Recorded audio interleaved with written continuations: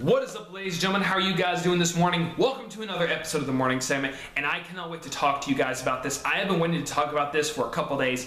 I am wanting to talk about the possibility of how we are going to have Venom done the right way. The last time I did this, I talked about the Venom trailer, or when I did one about the Venom trailer, I talked about what I thought of it, what I think might be happening, and so on and so forth. So, I have been seeing a lot of videos about the possibility of Venom being in Avengers, or the symbiote being in the Avengers movie. Now, I've been wondering how they are going to pull this off with the whole entire thing of Venom getting the symbiote with Spider-Man's powers. And then it hit me. Is there a way they could do Venom without having Spider-Man's powers? And then it hit me. Yes, there is a way. And it comes from this, the Ultimate Spider-Man game. Now, before any of you are starting to go in the comments about, well, Nick, that's just a video game. That's not, that doesn't matter.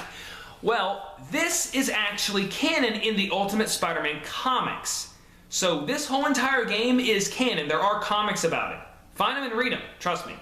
But how Venom is done in this is Venom is actually an experiment created by Peter's father and Eddie Brock Jr.'s father. And in that series, Eddie and Peter are childhood friends. And the whole entire way that this symbiote is built, it was built as like a way to somewhat cure cancer. And so eventually, somehow the suit gets out. And then at the end of the game, after you beat Venom, Peter's looking through all these files and stuff. And he's talking to the camera, or he's talking to the audience about how one of the witnesses that saw the accident was his mother and how she died. Well, the incident he's referring to, I believe, is when somehow the suit got out and took over someone.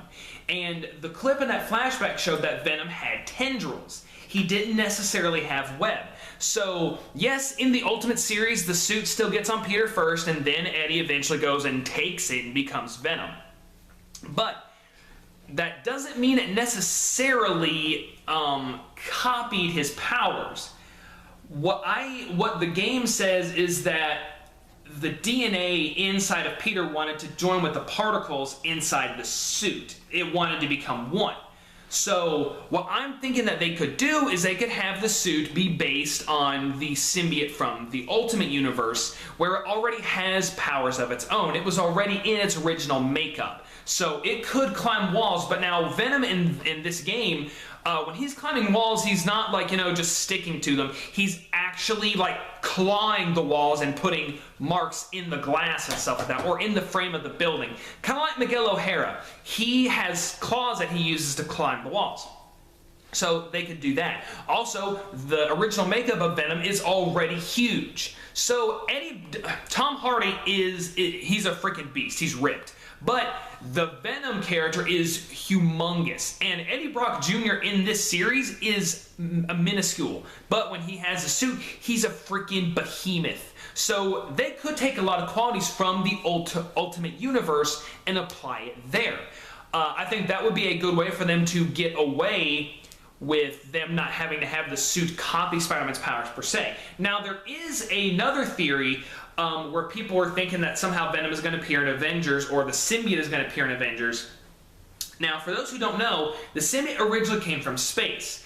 And how Peter got it in the comics was when he went to Battle World, his original suit got destroyed, and he found the symbiote, and it gave him the black costume. And he used it until he eventually discovered that it was taking over his mind, and he had to get rid of it. And when he ripped it off, it found a host in Eddie Brock, and the suit copied Spider-Man's powers. But anyways, so there's a lot of theories out there thinking that when Peter goes up to help Iron Man in space, it looks like in this movie Peter is going to be getting very high into the sky and possibly even space, and maybe even the symbiote comes into contact with him and he wears it for a short amount of time but then gets rid of it, or it just they show the progression of what the suit does to him throughout this movie, and then like he rips it off, and then the facility ends up finding it, and then they take it, and then they give it to Eddie, or somehow Eddie finds it, and then the Venom movie takes place. But I would like to say, from at least my calculations, it looks like